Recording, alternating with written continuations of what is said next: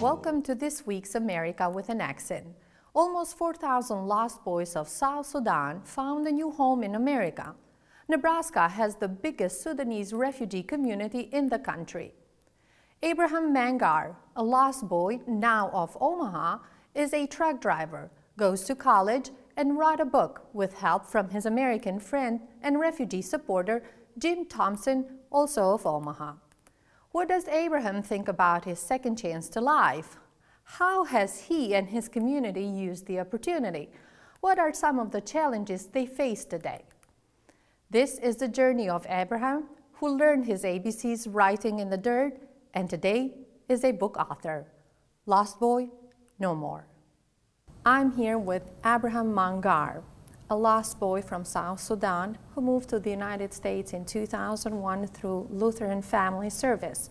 Abraham is married, has 3 kids, works as a truck driver, and is a book author as well. I also am joined today by Jim Thompson of Omaha, Director of Projects for the IULA Community Development Association, a nonprofit organization. Thank you both for being here today. Thank you. Thank you. All right, let's start with you, Abraham. You are part of the Lost Boys of South Sudan. Can you tell us how old were you when you were taken away from your family? I was 7 years old. It was 1987. Abraham never saw his parents again. A younger brother was left behind with family, but Abraham and his older brother spent 14 years as lost boys in camps in South Sudan, Ethiopia, and Kenya. No, I did not. My father died in actually he was killed in 1991. My mom died in 1993. Your dad was killed in the Boer massacre, the massacre of Boer? Yes. Okay. How about your mom? Well, after that, after the Moscow War, a lot of diseases break out in 1993. That's what I heard. And a lot of people died from there, and that's when my mom died. My younger brother, he's right now in Kenya. He's doing some nursing classes. And my older brother is in Juba, South Sudan, with his family. Okay. I read your book, the book that is called My Life Under the Trees, and it tells Abraham's story from the first day that he was taken from his family till he made it to the United States. At the end, at the very last page of your book, there is a map that you drew, the map of the distances that you have walked as part of the Lost Boys. Can you tell us a little bit, where did you start? So this is where you're from, Boer, is that right? Yes. You can use this one. We start from here, walk all the way. This was put walking all the way down here. But when we came here, okay? Enkela. Enkela. We ran out of water.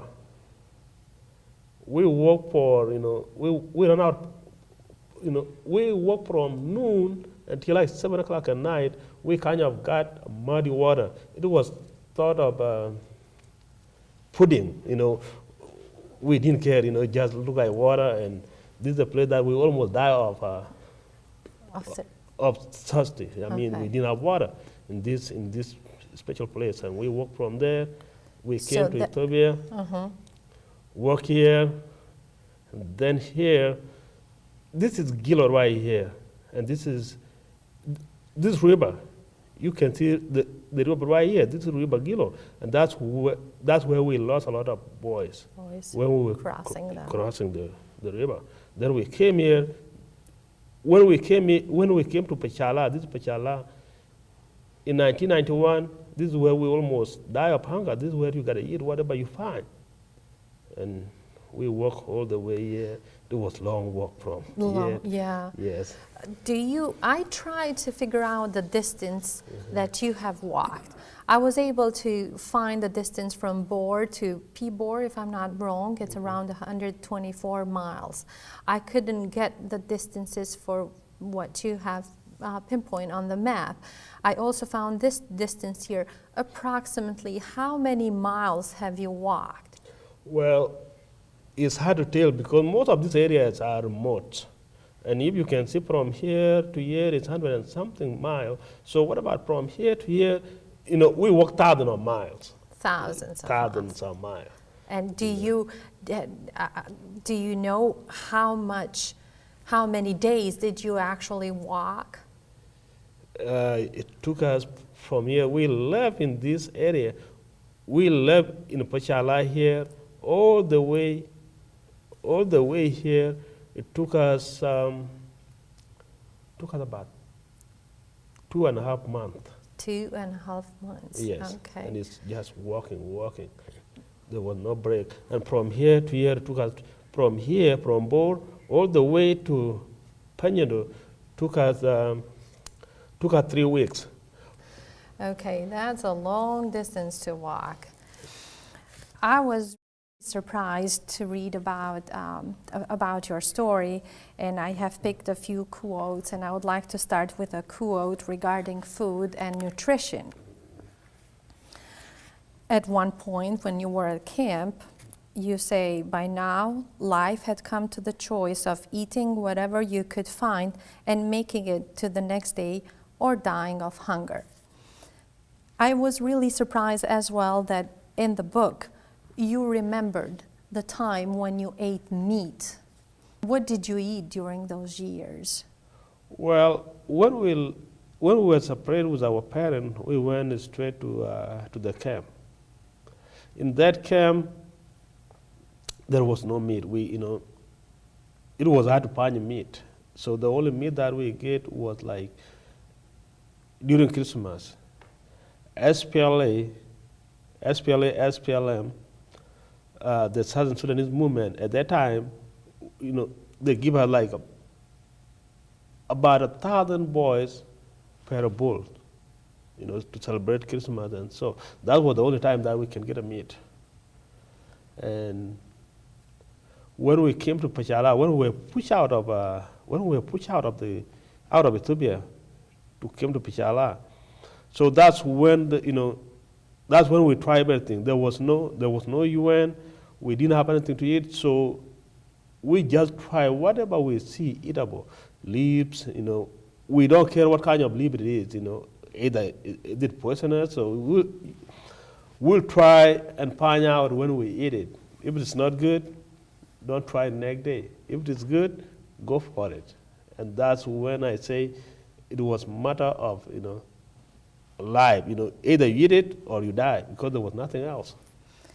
How about your health? How was your health? At one point, you've described that you suffer from nighttime blindness. Why did that happen? Well, I got suffered from night blindness, and I think night blindness was a lack of vitamin A. It might be something else, but after I find it out, it was lack of vitamin A. But that's because there was no enough food. There was no food at all, and because of that, I think my body didn't have enough vitamin A. So I got night blindness. I can't see at all. Like when it gets dark, that's it for me. My vision becomes zero. But during the day, I can see, my vision just go back 20/20. So, but when we left Pachala, we came walking until we came to other place called Pakuk. We were given vitamin C. It was just random. Everybody was given vitamin C. I don't know why, but I took mine. That night, I see clearly. Then when I came to Kenya, it came back again. My vision went back to zero. So now I knew it was something curable. So I went to the doctor and I got vitamin A. And it's cured. From that time, it never came back. When they took you away from family, I'm approaching this whole thing now from a mother's point of view. What did they tell your family you were going to do? Well, when they took you away from your family? When they took us away from our families, we were told that, your kids are going to school. And they say, the school is already prepared, and the school are built, everything is prepared, nothing will happen to your kids. So that's why parents give up on us for the sake to go to school. And when we went there, from the first day we went there, it was a shock. There was nothing there. So every client was shown that go and clean that tree, that's where you're going to live. And that's where the title came from, My Life Under the Trees. So when some of the boys saw that the school that we were promised to come to is not there, there was nothing there. So, and that gave a lot of boys homesickness. And a lot of us died from that. That was it, From that first year, we lost a lot of lives. So Abraham, when they took you away from your families, the promise is that you would be going to school. Yes. And when you went there at the camp, there were no shelters, there were no classrooms, you lived under the trees, and of course there's no teachers or lessons. Now, later, you finally started to have some lessons. Yes. And receive some schooling. And I would like to read a very short passage from your book. Okay. We all sat in a circle with the teacher in the middle dictating everything to us. The biggest disadvantage to writing on the dirt was that we never had a permanent paper to show the results. The teachers would walk around the circle where we sat to check our answers, and then we just wiped them off. Yes. Now, I would like you to show us how were you taught. We don't have dirt here, but we have prepared we're using a tray and a kinetic sand because I would like you to show everybody how were you taught. What did you use in order to gain knowledge? So let's say the professor told you at one point in the book, 4 + 2 = 6. How would you write that? We write 4. You gotta write, dig in the dirt so the teacher can see it. 4 + 2 is equal 6. Then you put 2 lines there, and then the teacher will come and see. If you got it wrong, if you got it right, they will just put a tick mark. If you got it wrong, they will say that's wrong. And that's how we used to do it. How about language? Can you write the word, your name, for example, Abraham? Show me how did you do that? Well, because writing numbers, it's a little easier than writing the letters, I would say. Well, back then we just used like, okay, write your name, Abraham. Then I write my name.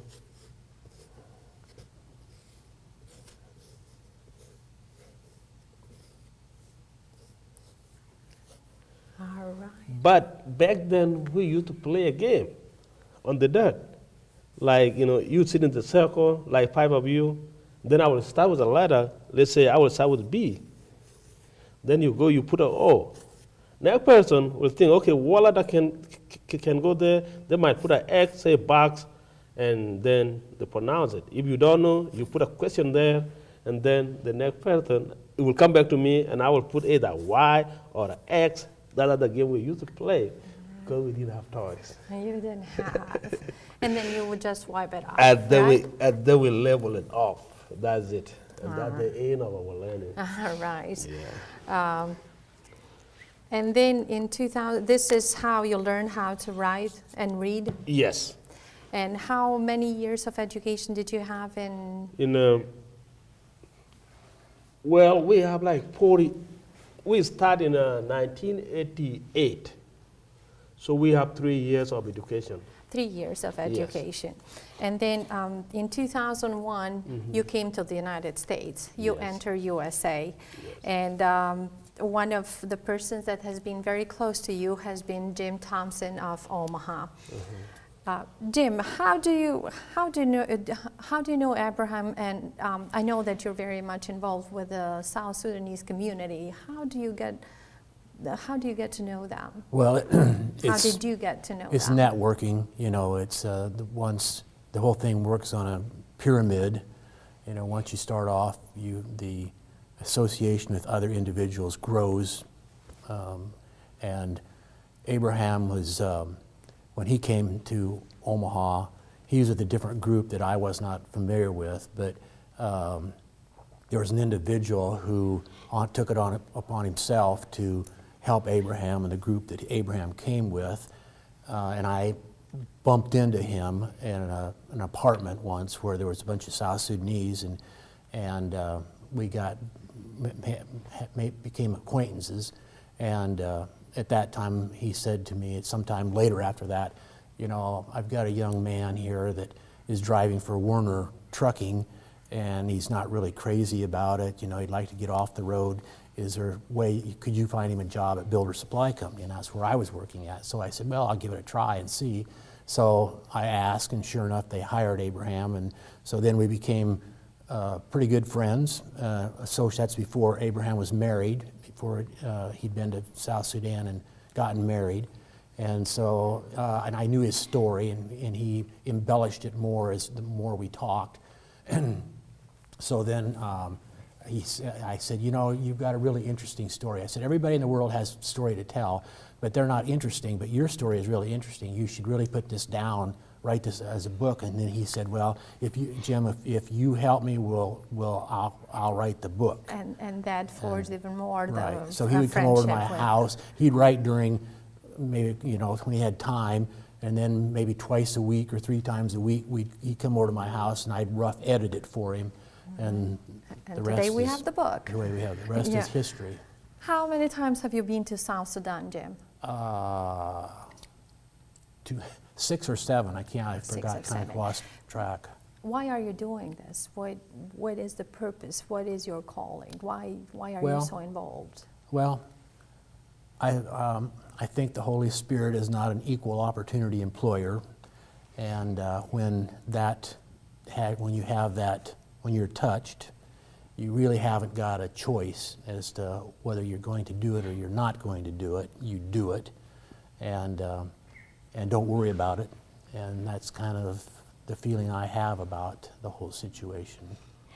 Did you ever receive comments from people that didn't support your cause, didn't support your involvement? Not to my face. I'm sure there's probably been people say, what in the world is this guy doing, you know? And, but no, and I understand that, you know, everybody has things that they're interested in, involved in, and there are probably things that I would not be involved in or interested in, but no, the short answer to your question is no, never had a problem with that. And what's next for you? Are you continuing to be doing what you're doing? I have no idea. I'm along for the ride. Right. I just go at wherever it takes me. Don't think about it or plan for it or anything like that at all. Okay. Abraham, I would like to go back to the moment when you came to the United States. You come from being in camps for 14 years, and you come to the United States. What is your first impression, especially with the availability of things? Well, it was a moment of, you know, doing something for yourself, because when we were in the camp, there was nothing. There's nothing you can do. It's to go to school, and that's it. But when we came here, you know, I found my first job at Burger Mercy.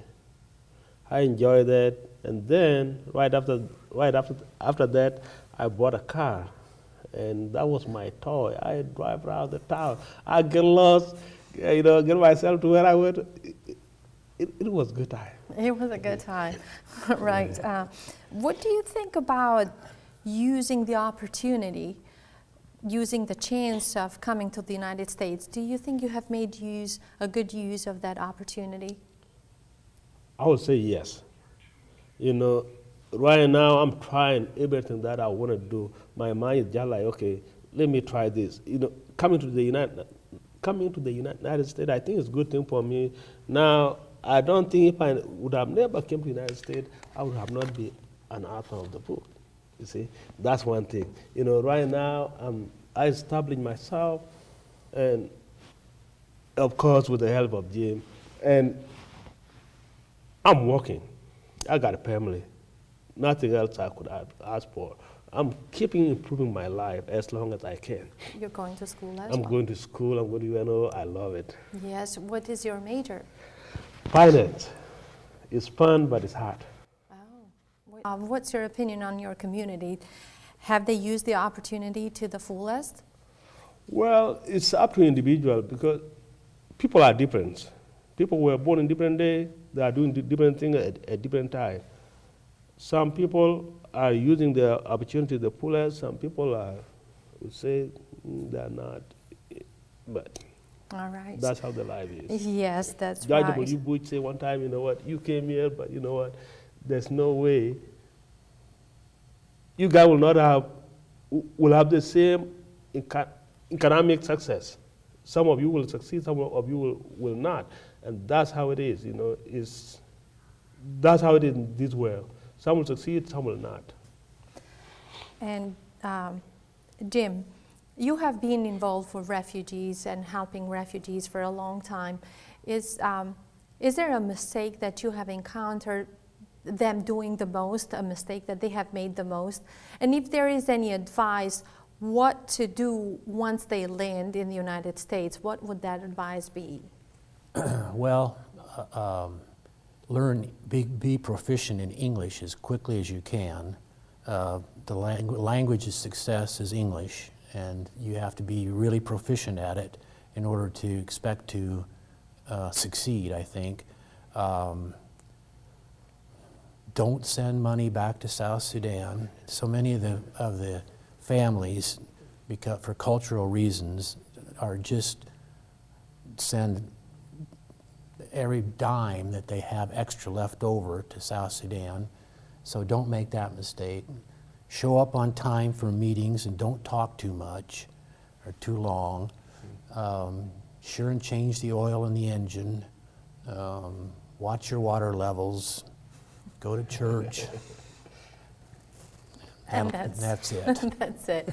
And before I wrap up the interview, I have two questions, one for you, Abraham, and one for you, Jim.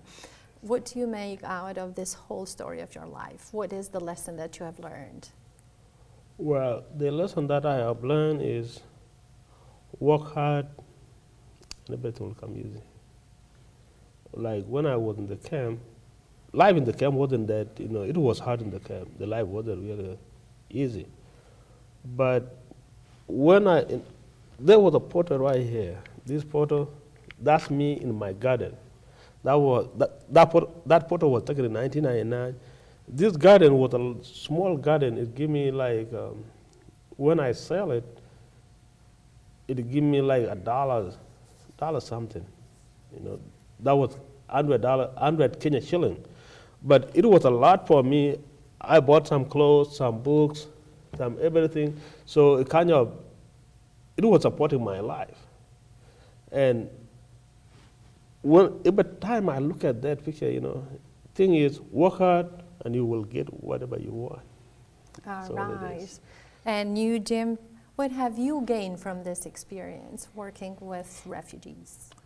Well, insight, I think, probably is one of the most interesting things. I think to myself, you know, look what Africa's lost when they lost the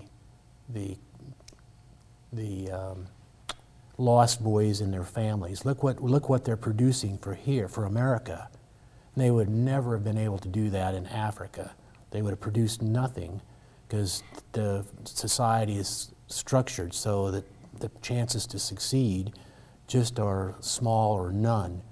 And so when you think about the abilities of the people to accomplish things, you don't have to look any further than yourself to see that. You see what the country allows people from all over the world to do. You just have to, and when you talk about resources and how the United States or the West takes resources from around the world, well, the best resource is a human being, and that they are the ones that produce things, and they are the ones that create things. And Abraham is a classic example of that. Multiply his situation times 10,000 or 20,000, and look at what we've gained and what Africa's lost. So. Yeah. Well, thank you both for being here today. Thank you. Thank you. And good luck with your studies. Thank you. And now, letters to Andy. Dear Andy, greetings from Omaha. This week I met Abraham Mangar, a lost boy from South Sudan who wrote a book, My Life Under the Trees. He lived in refugee camps for 14 years and is now in town. Abraham's story as a lost boy is sad to read.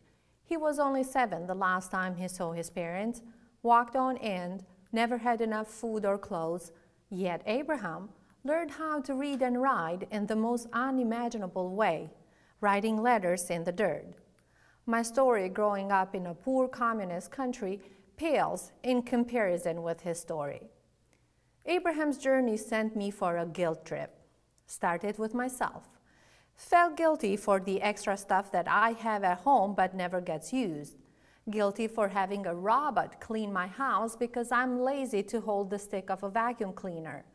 Guilty for the amount of complaint I produce and I hear around. Abraham lived under a tree. That's all. Then it was my kid's turn. Without a reason, and I am a typical mother, good at making my kids feel guilty. Imagine after reading Abraham's book, Daily Double. Need to finish all your food. Many kids go hungry each day. Don't want to go to piano. Many kids dream about the privilege. And the bomb. Want a second Xbox because my 2 kids can take turns playing Fortnite. Of course, they're not getting a second one. I don't even like they have one. But after being harsh on them, it occurred to me that we have different reference systems. I compare my todays with my poor yesterdays. What Abraham went through was not normal. My children don't know that and hopefully never have to. I am glad that's the case.